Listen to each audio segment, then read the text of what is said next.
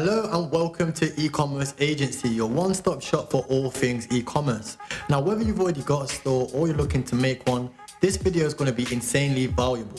We're going to be going through all the tips that you're going to need when starting your e-commerce business, especially during this period of time. With it being Q4, it's going to be very, very important that you get this right. Q4 is a make or break period of time.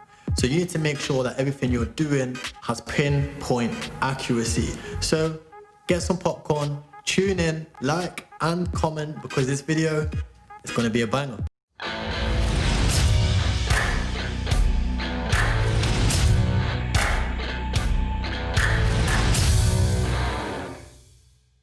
We all know starting a business can be hard, but an e-commerce business is without a doubt the best business to start in 2020 and beyond. But what business do you choose? In my opinion, the best thing to start with is to focus on what can gain you cash flow to progress. You might want to start a private label brand and scale all around the globe with your own brand that's going to be in every single home around the world. But to do that, you need somewhere to start. Starting a private label brand can be very cost intensive at the start. It can take tens of thousands of pounds just to get your logo on a product and start shipping it to the warehouse. And then you've got to buy all the products in bulk as well. Now, what I would recommend you guys do is focus on dropshipping. If you don't know what dropshipping is, this is where you sell from a third-party warehouse, which may be a warehouse in China or a warehouse in the USA, or you can even just print the clothes from your home. But I recommend starting with a warehouse in China or the USA. Initially, when getting started out, dropshipping is the best way to generate more cash flow, and it allows you to test more products and actually get more experience in the e-commerce realm. Tons of brands that you wouldn't even believe started off drop shipping or with a drop shipping business model, such as Gymshark. They're a great example. They started out with a drop shipping business model, and then they moved on to selling wholesale from their warehouse and scaled dramatically. But they wouldn't have been able to do it as quick without the power of drop shipping. Then what you do is you make your website and you put on all the products that may be from this warehouse. Now, you add them onto your website for a markup of around about $15 to $20, depending on your industry. And then what you do is, once a customer makes that order, you ship the product directly from the warehouse to the customer, and then you take the markup in between. Like I said, this ranges from $15 to $20, but if you want to spend a little bit more or make a little bit more margin, depending on your industry, that's completely up to you. But this is a great business model, as it means you don't have to house any in-house inventory, and it means you can test tons of different products without having to actually buy them in-house first. Now, once you build up your brand, you've built up your customers, and you've got a great relationship with them, then you can actually scale your business using private label or any other business model that you please. Now, the next step is actually focusing on taking advantage of consumer behavior. During this period of time, consumer behaviors became very, very important. Everybody's moving indoors and getting used to shopping online. If you can take advantage of consumer behavior, this actually allows you to grow your business more than you ever would have thought. People are getting used to shopping online, and people are getting used to actually shopping using websites that might not be as familiar to them as Amazon. Now, especially with moving online, what this means is that you can look at different periods of the time. Let's say Christmas, New Year's, and then you've also got Valentine's Day, and you've also got tons of other events during these periods of time. You can actually take advantage of each trend, and then you can actually sell products related to that, or you can relate your marketing to that point as well. So any period of time, for example, Christmas, you can sell Christmas related products, or you can even relate your website to that period of time to leverage the trend and allow you to generate more cash flow during those periods of time. For those of you guys that don't know, there is something called Black Friday or Cyber Monday, and businesses tend to make most of their money during this period of time and actually increase their volume during this period of time as well. So always remember to leverage your traffic, and this is going to allow you to always catch the trend and stay ahead of the curve. I actually have my own board where I have all of the key points in time on there, and I always get prepared a month before, so I'm always ready to scale my businesses during that period of time too. Now, coming on to the next step, just before we get into there, you might be thinking, is this for me? Is dropshipping for me? Is e-commerce for me? And maybe there's too much competition.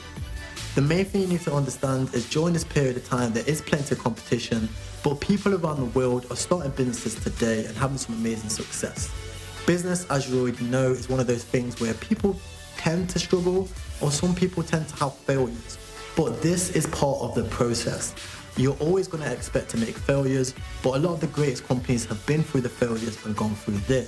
Businesses like dropshipping, businesses like e-commerce will always tended to be a fad or a trend, but given this current period of time, people are starting to realize that this is something that they need to invest in.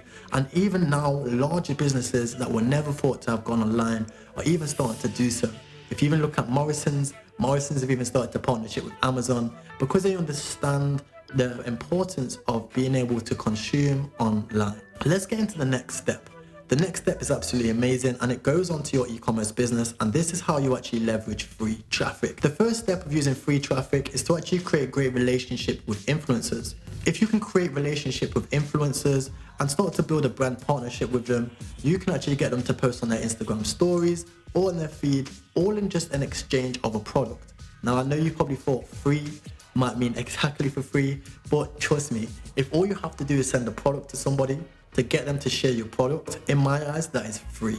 So all you need to do is create a partnership with influencers, get them on your side and start to build a relationship with them, and then you can send them the product. You can get them to use their product in their images, online, on their social media, and then what they can do is actually advertise the product for you completely for free.